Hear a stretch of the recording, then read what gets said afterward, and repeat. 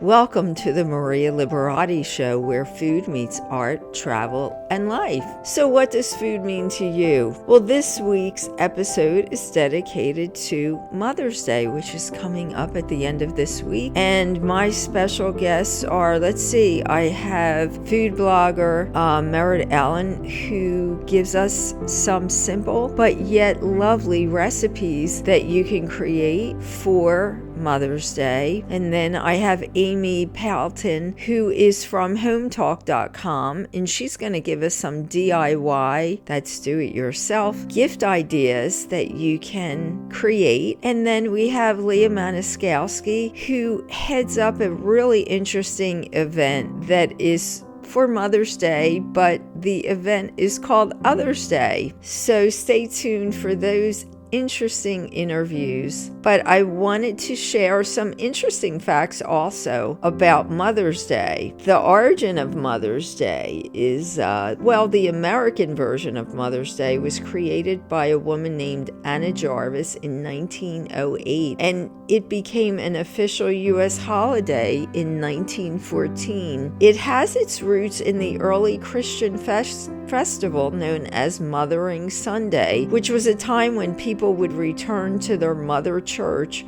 for a special service. Anna Jarvis, the founder of Mother's Day, later denounced the holiday's commercialization and spent the latter part of her life trying to actually remove the holiday of Mother's Day from the calendar. But more than 100 countries around the world celebrate or recognize Mother's Day on various dates. Americans spend over $3 billion on flowers and plants for Mother's Day, making up 26% of all holiday purchases for flower shops and florists. More phone calls are made on Mother's Day than any other day of the year, with approximately 122 million phone calls being made. A single carnation is considered the traditional Mother's Day flower. On average, Americans spend more money on Mother's Day than they do on Father's Day. And there you have it.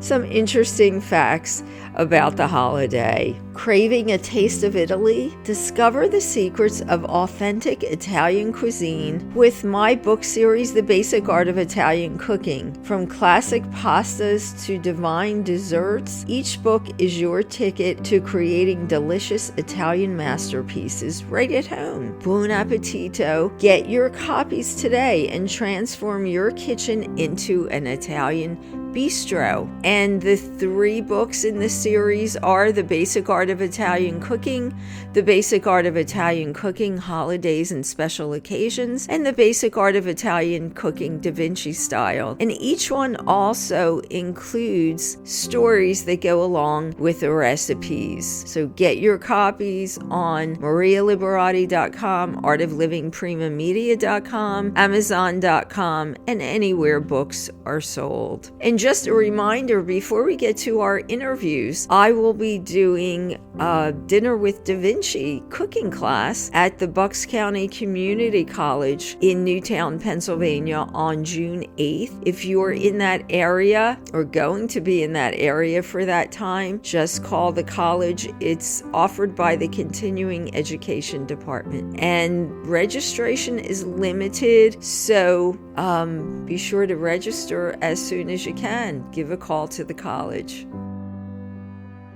And my guest today is Amy Poulton, and she's from hometalk.com. She's going to share with us some DIY tips for Mother's Day gift ideas. You know, not everybody can go out and buy these expensive gifts, and you really don't have to. I think it should be something really more from the heart. But anyway, Amy, welcome. Thanks for being with us today. Oh, thank you. And I completely agree. Yeah. Yes. I think these days as well, like the convenience of buying online, like it's very quick to, buy something, send it to your loved ones. But I agree. It's nice to slow down and put some time and effort into a personalized gift as well, something handmade like you said, something heartfelt, handmade gifts that mean something. Yeah, exactly, exactly. And the gift means something rather than just like a shirt that, you're going to wear for a little. If it's something that someone made, I think it'll hang around a lot longer because they took the time to make something for you. So any DIY, like really easy DIY ideas for listeners out there for Mother's Day gifts? Yeah, sure. I mean, we have a whole range on Home Talk. Yes. And these really range from kind of like crafts that you could do with kids as well. Like we have a really fun one. If your mom or grandma is a tea lover, you could decorate a tea box and the tea tags on the tea bags as well. Also creating like a bouquet of flowers, but out of something like tissue paper. There's also some really cool like sun catchers. Uh-huh. So you get like pressed flowers from your garden or your mother's favorite flowers, say, and you put them kind of in a picture frame, and this way they're going to catch the light. I think that's a really cool idea. That We is. also have some similar ones with homemade candles. This is one of my favorites as well. Like you can use pressed flowers inside a clear vase or clear teacup even. Add the wax in, have the wick as well, and then you can add a few drops of essential oils, your mother's favorite fragrances, and you could even give the candle a name, right? Like, uh, say a cinnamon scent would be like grandma's famous cinnamon cookies. So Uh-huh. something that's like personal, that takes a little bit of time and effort to create, and yeah, it's something that's going to be really memorable.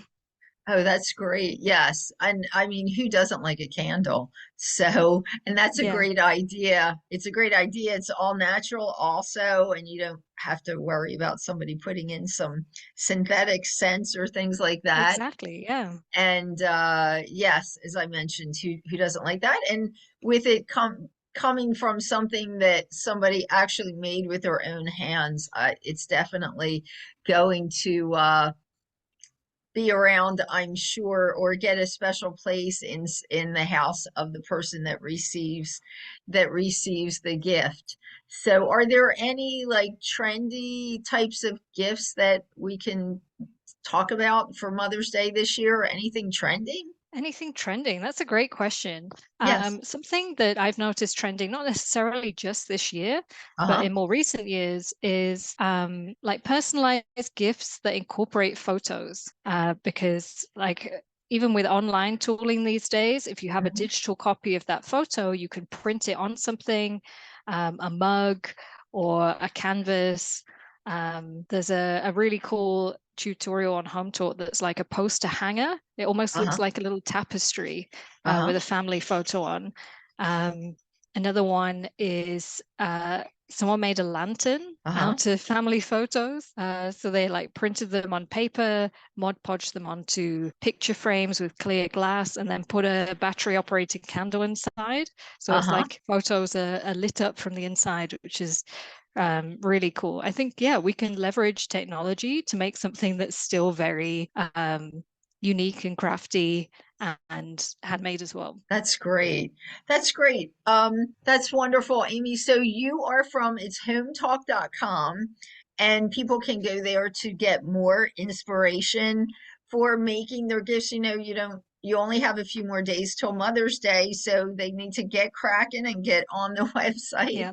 and check out so they can get all their materials or whatever they need. Some of this stuff, it sounds like it might even be things that you already have at home, so it makes it an even easier Exactly. way Yeah.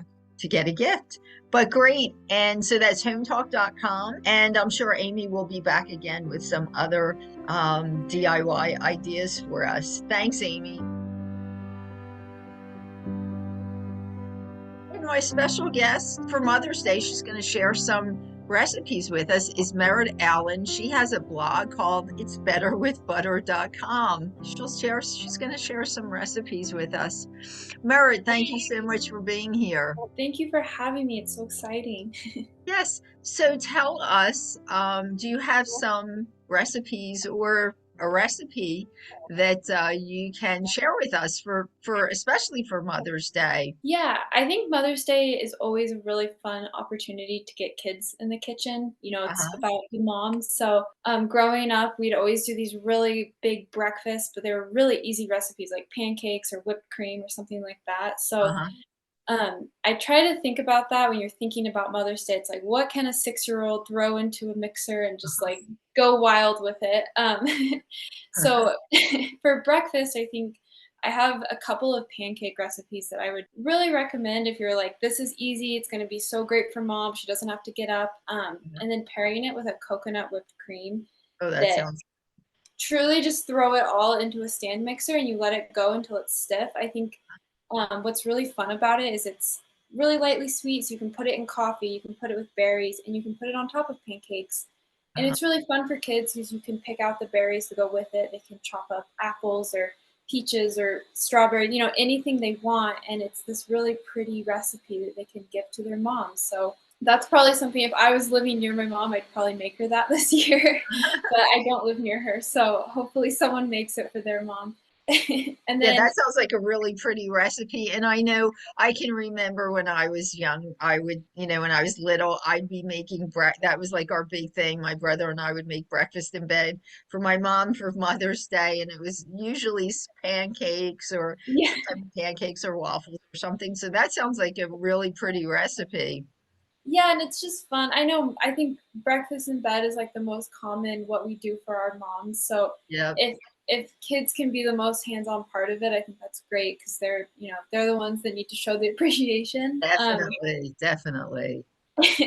Another really easy one is a like no bake chocolate bark that I've been making just for me because it's so delicious. But Uh-huh, you basically chop up either freeze-dried raspberries, strawberries, any kind of berry. right. You can use fresh too, and then put it on parchment paper. And Uh-huh. then you add white chocolate, more Hmm. berries, dark chocolate, and then you just freeze that or refrigerate it for an hour or so. Uh-huh. Um, and it's this fun thing where you can, break it up with a knife or something or a fork if you're a little kid. Yeah, It's just this really easy dessert. You can hide it from mom, bring it out after dinner. It's kind of special. Um, exactly. but it's so good, and I like. I mean, even with whipped cream, you can dip it in there, and yeah. So Yeah. those would be like two that I'm like. Again, if I could be with my mom this year, that's probably what I would make her. And I love that dessert because that's a really, it's a fun, it's a safe dessert for kids to, kids can make it. It's pretty much a safe dessert for kids to make, to be able to make. And, it's a fun dessert. And of course, it sounds really, really yummy too. So Yeah, that's and great. customizable. You can put nuts in there, or coconut, or what is mom's favorite Yeah, candy. You can even throw raisins, in. candy. Yep, Yeah, ways to throw candy. Exactly. That's great, and it's an easy thing to do because on holidays usually it's nice not to make things that are complicated and take a long time, so we can spend time enjoying the holiday. That's great. yeah, and anything homemade, I think, is has a little bit of an extra touch because you can buy really delicious cakes, I know, but sometimes just making that little treat is just really means a lot to mom. So yeah, Definitely. Yes. Homemade is, I always say homemade, even gifts, homemade gifts are the best too, because it really, it's more, it comes from the heart. And yeah, definitely, that's great. Well, Merritt, thank you so much for sharing those recipes. And hopefully we'll have you back on in the future also. You can share some more. And yeah. happy Mother's Day. Well, you're not spending it with your mom because you said she's far, far away. So, but anyway, I'm sure. Oh, and everyone can take a look at your blog. It's betterwithbutter.com. That's easy enough to remember. All right. Yeah, thank you so much for having me. It was great. You're welcome, Art. Thank you so much for being here. My special guest today, and it's especially for this Mother's Day, our Mother's Day segment, is Lana Maniskowski, and she is the founder of the Others Day Brunch. Of course, Mother's Day is coming up, but Lana has found a really nice way to connect food with this holiday for everyone that may even not have a mother or be a mother. So Lana, tell us how you came up with this wonderful idea. Thanks. So it was back in 2022. I remember vividly walking through the aisles of Target and seeing all the signs for Mother's Day, which I love to celebrate because I have a beautiful mother and a lovely relationship with my mother, who's about to be 85 and still healthy and happy in the Chicagoland area with me. Uh-huh. But because of my personal journey, I went through 7 years of infertility treatments and was Uh-huh. never to become a mom. Uh-huh. Mother's Day just had this little sting for me. And I started thinking about the women out there that might be feeling sadness or disconnection around the Mother's Day holiday. So I decided in 2022 that I would put a note on Meetup, which is an app that a lot of people use now to bring strangers together. Huh? And I said, I'm going to host a brunch. If you're feeling any sort of disconnection, I'd love to invite you the day before Mother's Day. And I was amazed. Almost 30 women signed up, like within weeks of this actually happening. And now we're about to celebrate our third annual coming up here this coming Saturday, May 11th. Uh-huh. And it's just amazing how the mission has grown and how many women want to just come together and feel connected through a beautiful brunch on a Saturday. Yes. Oh, that's wonderful. So this brunch is happening. Unfortunately, for those that of us that are not it's in the Chicago area, I guess, right? It is. Yes, we Yes. actually have a lot of women who have heard about it and are traveling from out of town. Uh-huh. Oh, And that's then great. That's a good I idea. have an event going on. There's a woman who heard about the mission last year, Uh-huh. and she's one of our ambassadors. So she's holding a brunch in Seattle. There you And go.